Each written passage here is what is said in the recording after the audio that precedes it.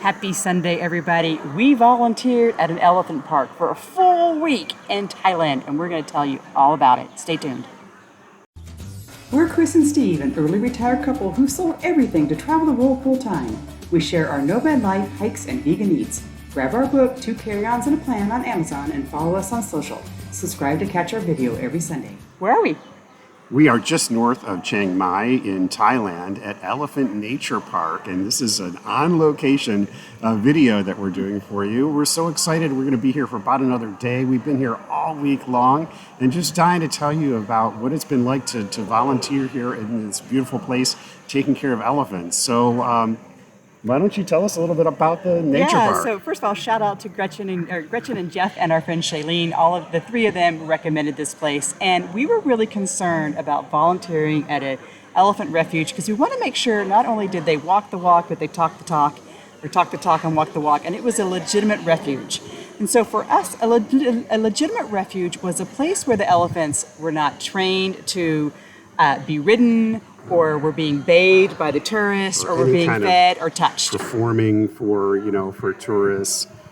We want to be truly a place where they're taking care of elephants and treating them with dignity and treating them with respect. And wow, have we found a great place. Yeah, so Elephant Nature Park, about an hour outside of Chiang Mai, and there's a couple local villages nearby, but we're in the mountains along a river, and on, hundreds of acres. We're not even sure quite how many acres. We can't see the entire breadth and width of the property because it's so big, with about 119 elephants. So we're going to tell you everything that we've done for the week and why we're here, and try to encourage maybe you might want to come to Elephant Nature Park too. So what was the first thing they did? They picked us up, right? Yeah, so they picked us up right from our hotel and drove us about an hour and a half out here to the nature park. And as soon as we got here, we had an orientation. We realized that there was about 50 total volunteers here for the week, and that's a good group for them. And they came from all over the world to come here to volunteer. And additionally, they have a daytime volunteer program and an overnight volunteer program. But that's more just coming to see the elephants. The week program actually is a real work-away program. So we checked into our gorgeous room. It was a nice, comfortable room with a king-size bed, hot water, a fan, and everything you need for a week of getting dirty and muddy and scoop and poop. So perfect place. And then we had 3 vegan meals a day that they served in buffet style in the cafeteria. So that was lovely too. And during lunchtime, we could mingle with the day visitors and the overnight visitors. Yeah. And so, we're all about eating vegan and eating healthy. But, I just want to say for those of you who might be meat eaters, this food was delicious. A huge variety, delicious food. And you didn't miss it at all. They had just a great selection. My favorite was the pad thai that they had quite often. So, great. So after we grabbed lunch, we had kind of an introduction to why we're here. So the story about all these elephants is they were all captive and used in either the tourist trade or the logging trade.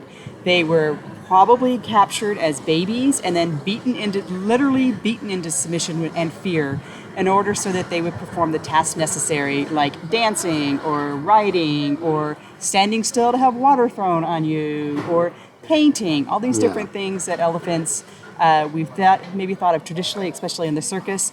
All those elephants were beaten into that submission in order to be able to do those tricks. So the purpose of this particular refuge is to allow all those elephants to live out the rest of their life in dignity. How long do elephants live? Yeah, it's similar to humans. Elephants can live into their 80s. Unfortunately, a lot of these elephants have had some serious abuse, and they're taking care of them here. Many of them have had broken bones and serious times when they've been chained and abused. So this really is a place where the elephants can live with respect and dignity for the rest of their lives, chain-free. So, and without being touched by anybody but their handlers if necessary. So that's also nice. So after our introduction, we got the background of why this park exists, how Lex and Derek actually created this park and created this sanctuary for the elephants. We then got split up into our 4 work groups. There was about a dozen people in each group, and we were given a rotating schedule of chores. So we're going to share with you what we actually did each day on our chores. Yeah, and before we do that, we're going to provide a link so that you can go to the website and you can find out how you can volunteer and how you can support this park. And also, please subscribe and give us a like. We're really, enjoying just this wild adventure and volunteering, and appreciate you being here. And all the revenue generated from this particular video will go to Elephant Nature Park. So please, you can do your part by subscribing, liking, sharing, and giving the viewership up on this particular video so we can generate revenue for them. So our daily chore task, we would get up, breakfast was at 7, we met at 8 o'clock, and then we went off and did our first chore. So our first chore, yay for us, we got to scoop poop.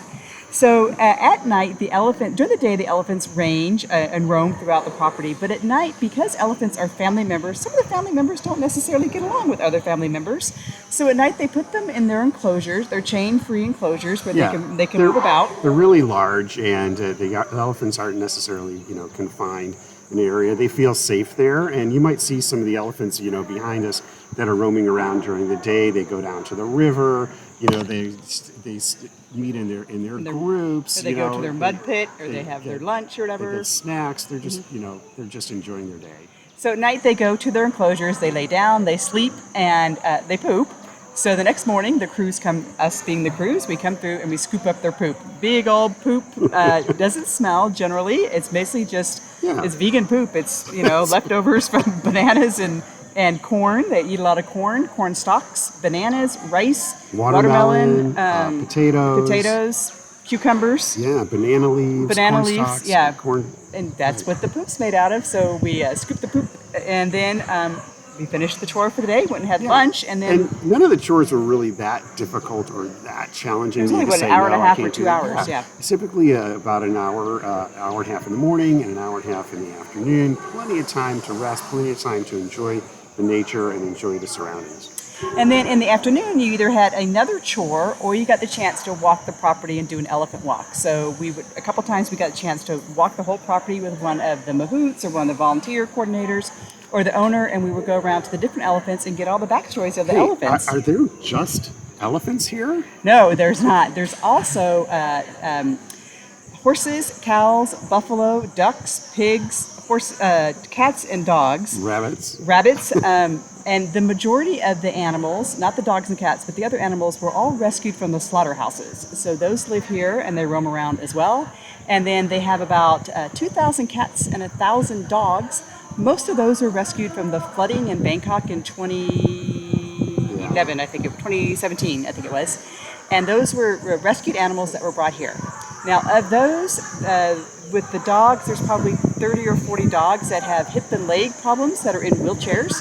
And so there's also the opportunity not only to take care of the elephants, but you can come and literally sit and pet cats or pet dogs or walk the dogs, including the wheelchair dogs. So we did in our spare time or when we had time between chores, we would go and walk the dogs. The cats were a lot of fun, and Shannon is the coordinator there, and she just loves the volunteers to come by and pet the cats, and the cats love it too. You come into the fenced area there with all the cats, and beautiful surroundings, and little waterfalls and little gardens and stuff, and the cats just come up to you. They just want just some affection. And nothing is in a cage. I mean, even the dogs look like they're in somebody's backyard. There's 4 or 5 dogs per large backyard, and then the cats.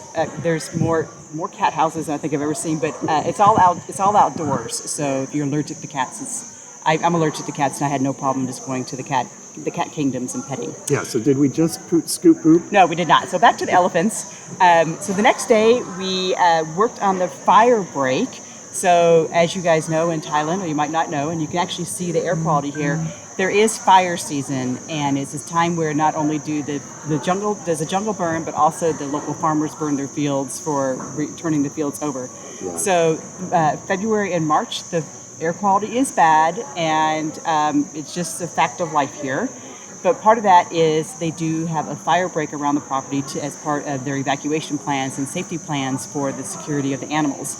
So we get to go clear the fire break. So one day, we went out and we got our rakes and our shovels and our hose, and we pruners cut back the things to create that fire break to make sure that if fire comes down the mountain, that it's going to stop at a certain point and it's not going to get to the property. And miraculously, the next day, a fire came down the mountain, and here's a picture of the fire, and it stopped right at the fire break. So that was I was a little bit stressed about that. You had to kind of calm me down about that. Yeah, because everybody was gone. So and they said, yeah, this happens, Every and summer. it's the season, and that's why they have precautions. That's why they have fire break. And they have protocol, and they knew that we were safe.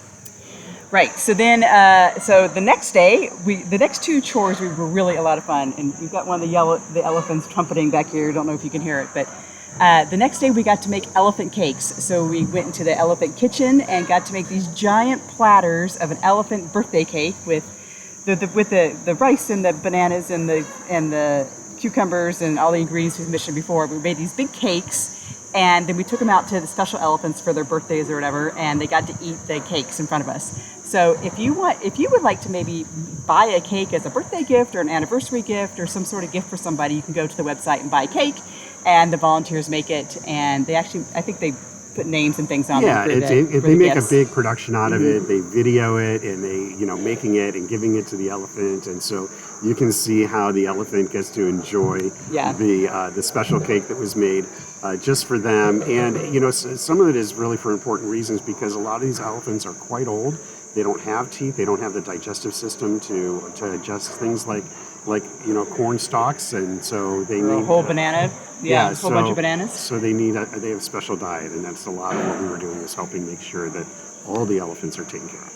And then the next day, this is really fun, we got to make elephant sandwiches, where we took banana leaves and put a mixture of bananas and rice, and then kind of folded it up into a package.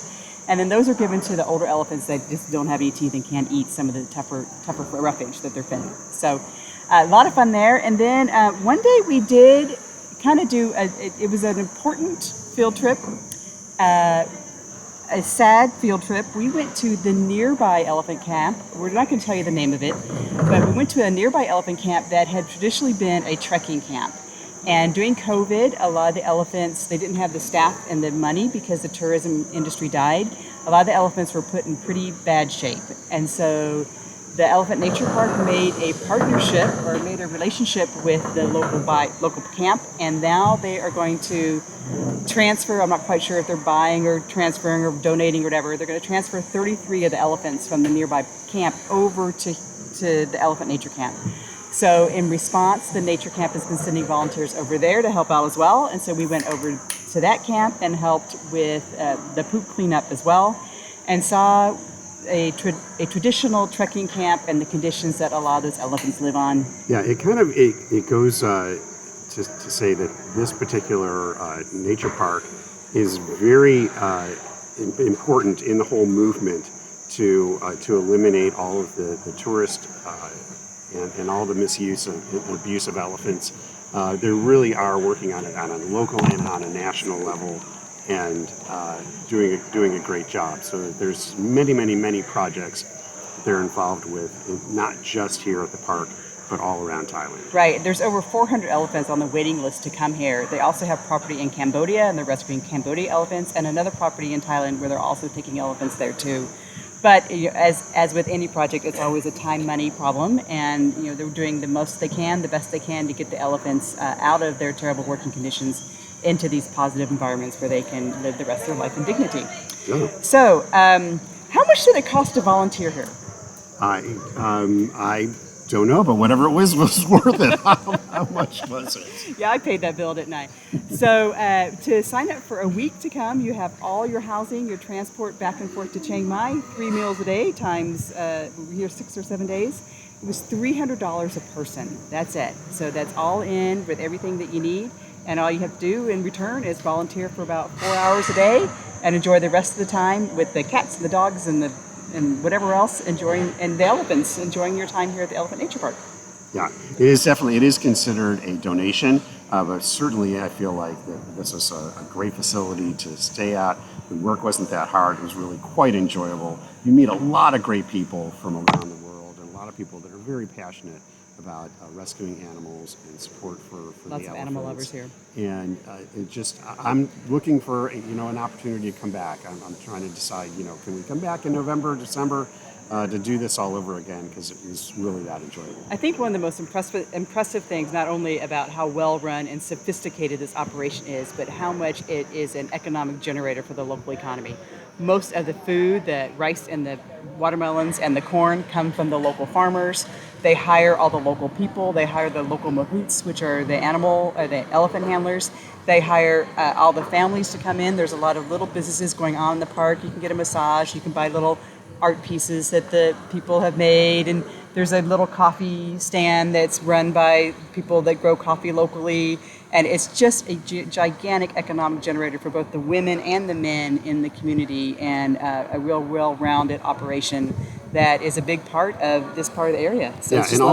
all the staff has just been really warm and really fun. We And had locals. one night where we had learn about Thai culture night and Thai language, and it was just Learned how to really say different, enjoyable. how are you, and hello, and thank you, and counting to 10 in Thai, and some different things about clothing and religion. It was just, we learned, not only did we learn about the elephants, but we learned about Thailand as well. So that's just lovely.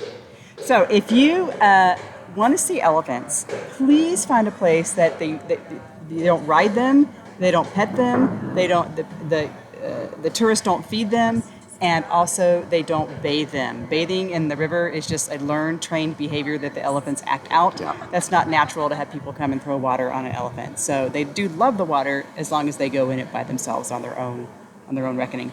So if you do love elephants, consider coming to Elephant Nature Park, make a donation, share this video widely so that we can increase the viewership so that we can make a giant donation also to Elephant Nature Park. We love you guys. Thanks for listening in. We are off to southern Thailand from here. Can't wait to see some of the Thailand beaches. Talk to you later.